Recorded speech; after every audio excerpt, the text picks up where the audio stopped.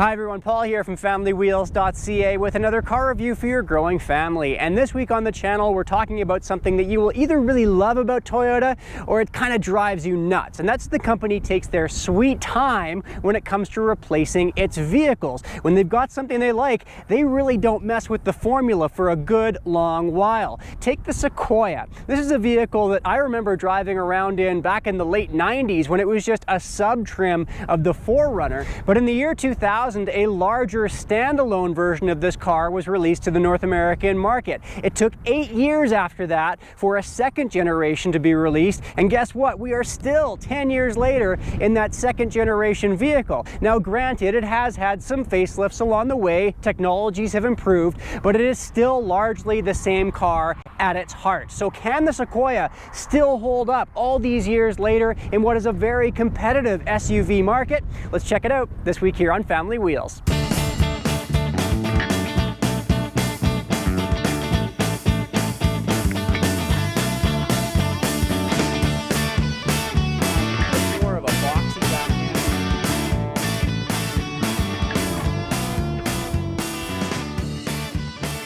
Well, the Sequoia falls squarely into the large SUV category, and that means it's going up alongside the likes of the Chevy Tahoe, the Ford Expedition, or the Nissan Armada. There's no getting around it. These are large, thirsty, truck-based vehicles. The Sequoia, for example, is based on the Tundra pickup truck, and it shares the same chassis, the same transmission, the same engine, the same front suspension, a lot of the same design language too.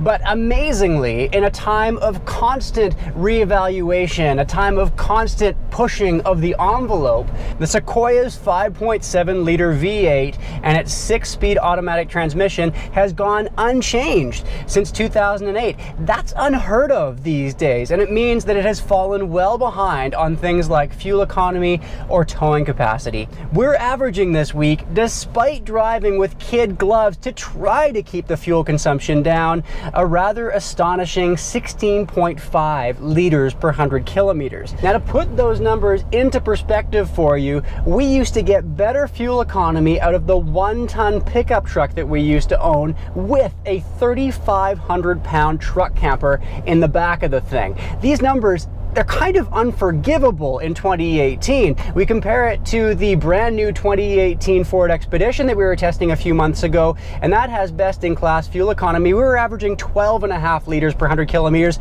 Definitely far more livable when you look at those numbers, especially when you look at the Expedition's towing capacity, which has also been bumped up to a class-leading 9,200 pounds for 2018. The Armada, not far behind, that's got 8,400 pounds of towing capacity, while here in the Sequoia, it tops out at 7,100 pounds. That's a big difference for hauling around a trailer. But in terms of power, this V8 does find itself in a competitive, albeit thirsty spot, 381 horsepower versus the Expedition's 375 or the Armada's 390. It's also smack dab in the middle when it comes to cost. At a starting price of $60,190 Canadian, you can find a base Tahoe for about $5 grand less. The Expedition is right on par at its starting price, and the Armada starts at nearly $5,000 more expensive. Now, if you are watching this down in the States, these pricing numbers obviously going to be a little bit different. Something else about US models is that you can get the Sequoia down there with optional 2-wheel drive, whereas all Sequoias up in Canada come with this one-touch 4-wheel drive system.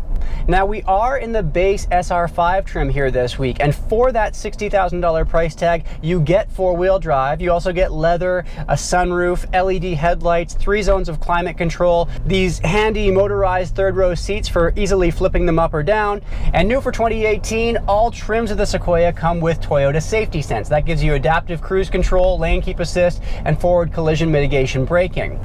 There's also the mid-level limited trim, which gives you navigation, a more powerful sound system, driver's seat memory, more chrome finishings on the interior, and a power tailgate. And the top of the line platinum trim rolls in wood grain finishes, a second row entertainment system, but quite honestly, at this point, an iPad I think will do just as well. You get a JBL sound system in the platinum, heated captain's chairs in the second row, ventilated seats up front, as well as a larger infotainment system screen. The platinum trim Legroom, by the way, is the best seller in Canada and starts at a pretty hefty $75,275.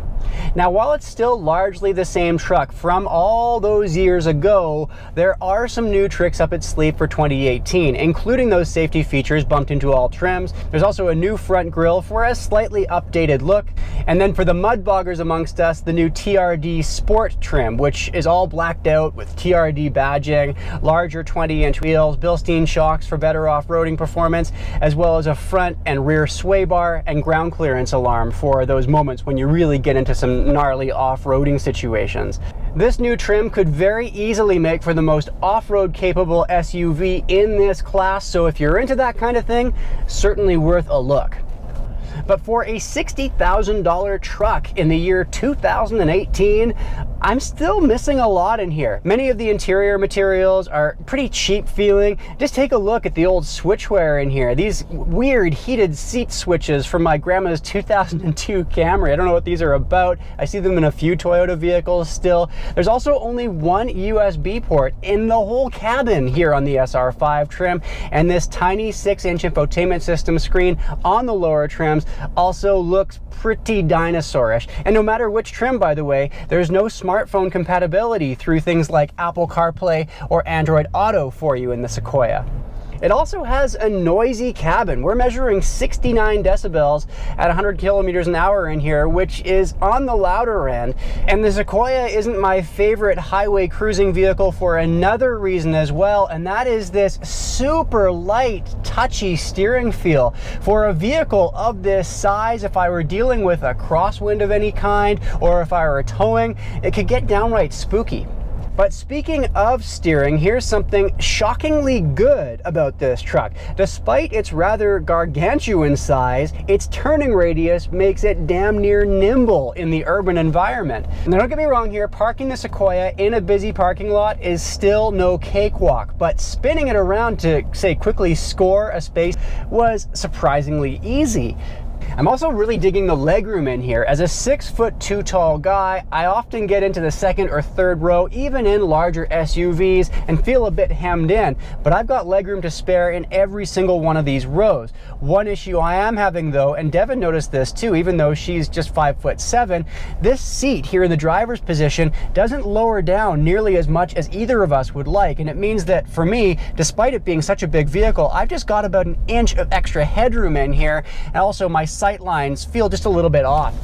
Now in the second row, it's cool that you can slide those seats forward to give you either more cargo space or more third row legroom. And in that second row, we had ample space for front and rear facing car seats, measuring out 30 inches from the back of the front passenger seat cushion up to the glove box, which does fall an inch behind the Expedition that we tested, but is still very spacious and respectable.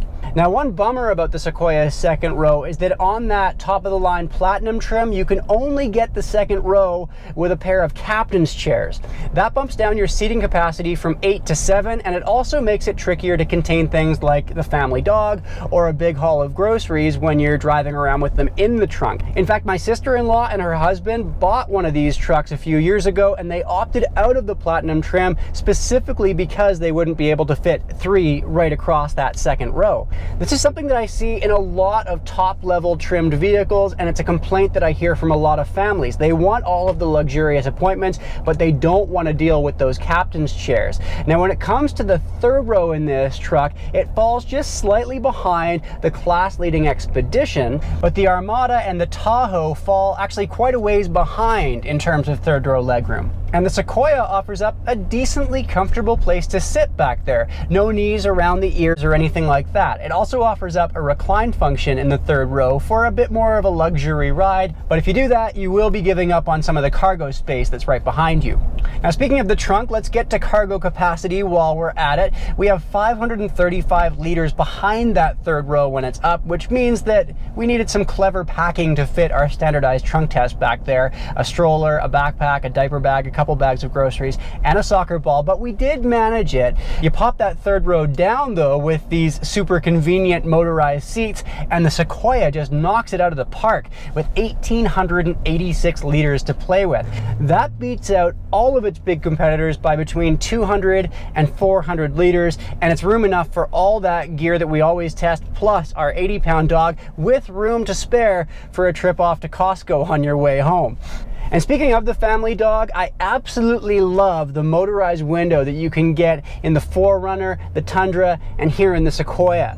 It makes it really easy to check up on Comox without opening up the tailgate and having her run out into traffic or something. You can also quickly grab a bag of groceries from a jam-packed trunk without having everything spill out onto the street for you. It's a clever touch, and I really wish a lot more companies would pick up on it.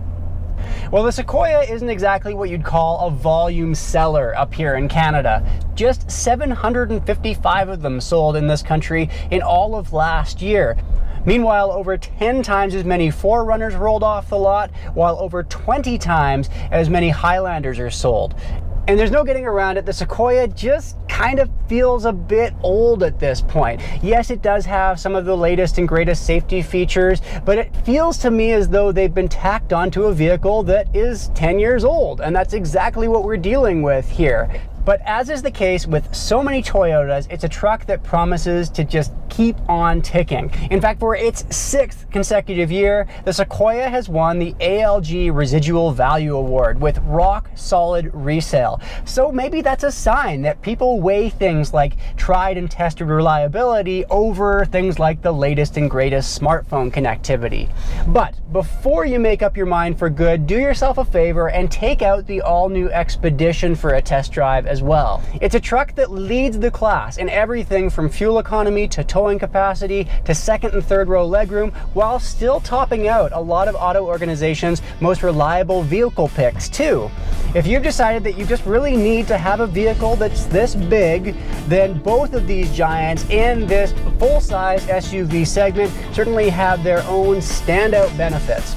Now, the next time I see you, we're in the comparatively pint-sized brand new 2019 Acura RDX. You can check that out 7 days from now, right here on Family Wheels.